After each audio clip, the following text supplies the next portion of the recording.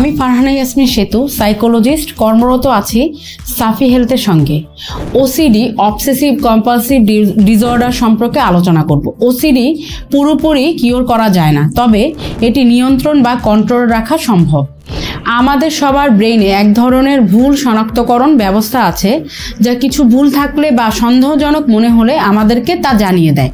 বেশিরভাগ মানুষের ক্ষেত্রে সমস্যার সমাধান করলেই সে চিন্তা দূর হয়ে যায়, কিন্তু ওসিডি আক্রান্ত ব্যক্তিদের ক্ষেত্রে এই কিছু একটা ভুল হচ্ছে সংকেত বারবার ফিরে আসে, এমনকি সব ঠিকঠাক থাকলেও।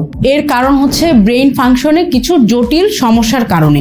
ওসিডিকে ডায়াবেটিসের মতো ভাবা যেতে পারে। ডায়াবেটিস নিয়ন্ত্রণে রাখতে ওষুধ, জীবনযাপন পরিবর্তন, নিয়মিত এক্সারসাইজ, চেক আপ প্রয়োজন হয়। যদি এই নিয়ন্ত্রণ বন্ধ করা হয় তাহলে লক্ষণগুলো আবার ফিরে আসে। ওসিডির ক্ষেত্রে একই ব্যাপার ঘটে।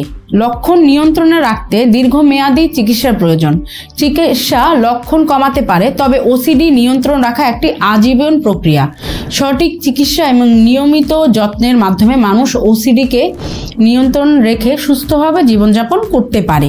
আজকের ভিডিওটি দেখার জন্য ধন্যবাদ। আশা করি আপনি সাইকোলজি এবং মানসিক স্বাস্থ্য গুরুত্ব সম্পর্কে নতুন কিছু শিখতে পেরেছেন। যদি আপনার আরও প্রশ্ন থাকে কমেন্টে লিখুন এবং আমাদের চ্যানেলে সাবস্ক্রাইব করতে ভুলবেন না। পরবর্তী ভিডিওতে আবার দেখা হবে। সুস্থ থাকুন, ভালো থাকুন।